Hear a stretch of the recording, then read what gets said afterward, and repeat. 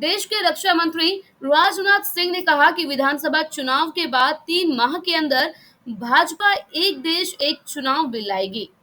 इससे बार बार चुनाव में होने वाली फिजूल खर्ची पर रोक लगेगी। बता दें कि राजनाथ सिंह चुनाव प्रचार अभियान के तहत स्टार प्रचारक के तौर पर चरखी दादरी जिले के बौन कला गांव पहुंचे थे।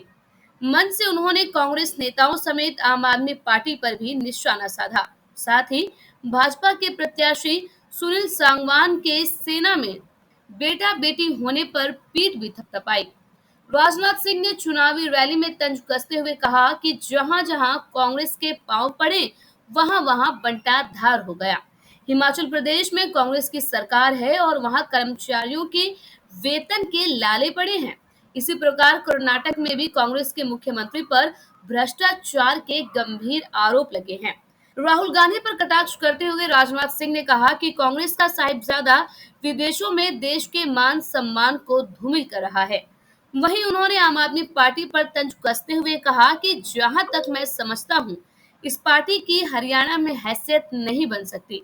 हरियाणा सहित देश भर के युवाओं की ताकत के बूते आज देश की सेना मजबूत है और ऐसी ताकत के खिलाफ कोई आंख उठाकर नहीं देख सकता। आगे कहा कि भाजपा में यदि कोई भ्रष्टाचार करता है तो सख्त कार्रवाई करते हैं। वहीं कांग्रेस पार्टी भ्रष्टाचारियों की पार्टी है। हरियाणा में भाजपा ने जितना निवेश किया है, आज तक किसी पार्टी ने निवेश नहीं किया। राजनाथ सिंह ने कहा कि कांग्रेस में धमाल चौकड़ी बनी है। उन्होंने कुमारी शैलजा का नाम लिए बगैर कहा कि महिला नेत्री की इज्जत उछाली गई। महिला नेत्री की जुबान जरूर बोल रही है, मगर उनका दिल नहीं बोल रहा। कहा कि आरक्षण की व्यवस्था संवैधानिक है, भाजपा सरकार में आरक्षण खत्म नहीं होगा। साथ ही कहा कि दादरी की जनता ने तय कर लिया है कि सुनील सांगवान की रिकॉर्ड जीत होगी। ये ऐसे अफसर से नेता बने हैं जिनके बेटा बेटी सेना में देश की रक्षा कर रहे हैं। इससे बड़ी देश के लिए गौरव की क्या ही बात हो सकती है। आज के कुछ ही महीने पहले, लगभग 4 महीने पहले लोकसभा का चुनाव संपन्न हुआ है और इस समय हरियाणा के विधानसभा का चुनाव हो रहा है। मैं समझता हूं हमें ही नहीं बल्कि आप लोगों को भी ये लगता होगा कितना अच्छा होता कि लोकसभा और विधानसभा के चुनाव साफ हो जाते, तो न तो इतने पैसे की बर्बादी होती और न तो लोगों को इतना परिश्रम करना पड़ता। इसको देखते हुए हमारी सरकार ने फैसला किया है, हमारे प्रधानमंत्री ने फैसला किया है कि यह जो संसद का कार्यकाल है, इसी संसद के कार्यकाल में बहनों भाइयों हम लोग वन नेशन वन इलेक्शन का बिल लाएंगे ताकि इस हिंदुस्तान में एक साथ विधानसभा और लोकसभा के चुनाव हो सके और 100 दिन के अंदर ही, चाहे नगर पालिका हो, नगर पंचायत हो, चाहे नगर निगम हो, इन सबके चुनाव भी एक साथ हो, चाहे जिला पंचायत के अध्यक्ष। मैं समझता हूं कि यह आप सभी ने जो हमारी सरकार का यह फैसला है उसको पसंद किया होगा, मेरा ऐसा पक्का विश्वास है। जहां तक हरियाणा की धरती का प्रश्न है, बहनों भाइयों, केवल हरियाणा के लोग नहीं, केवल दिल्ली के लोग नहीं, सारे हिंदुस्तान के लोग इस सच्चाई को जानते हैं कि हरियाणा की धरती यह किसानों की ही धरती नहीं है, बल्कि सीमा की रक्षा करने वाले यह जवानों की भी धरती है। यहां का किसान मेहनतकश है, मेहनती है। शायद ही ऐसा कोई गांव हो जहां कोई न कोई सेना का जवान न मिल जाए अथवा बड़ी संख्या में सेना के जवान न मिल जाए।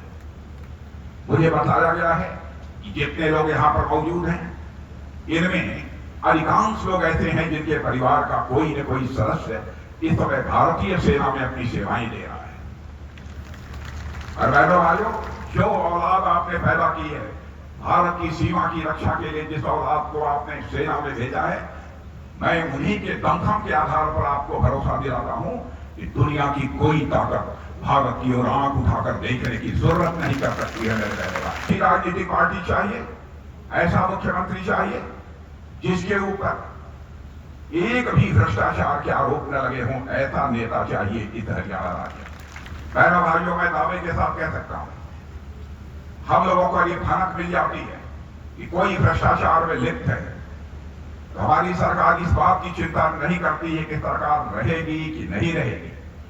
शटपट भ्रष्टाचार करने वाले के खिलाफ हम सख्त कार्रवाई करते हैं। यह है भारतीय जनता पार्टी का चरित्र। क्योंकि हमारी यह धारणा है, राजनीति की जानी चाहिए तो केवल सरकार बनाने के लिए राजनीति नहीं की जानी चाहिए।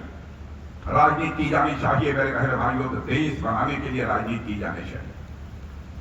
और मैं जानता हूं और मैं दावे के साथ कह सकता हूं, कांग्रेस के दोस्तों से कहना चाहता हूं, हरियाणा के लोगों को गुमराह मत करो। बीते वर्षों में हरियाणा में जितना निवेश हुआ है, जितना इन्वेस्टमेंट हुआ है, जितना पैसा यहां का और बाहर का लगा है, मैं दावे के साथ कह सकता हूं, हरियाणा के इतिहास में आज तक इतना निवेश नहीं हुआ है जितना कि 10 वर्षों के कार्यकाल में हमारी सरकार ने किया है। पहली बार केंद्र में हमारे प्रधानमंत्री मोदी जी के आने के बाद बहनों भाइयों, हम लोगों ने संकल्प लिया, इस हिंदुस्तान का हम एक घर भी शेष नहीं बचने देंगे यहां पर कि नल के माध्यम से जल न मुहैया हो जाए मेरे बहनों भाइयों। और मैं चाहता हूं किसी न किसी हद तक यहां भी काम हुआ। भारतीय जनता पार्टी की सरकार और कांग्रेस की सरकार, इनके बीच यदि अंतर का सवाल है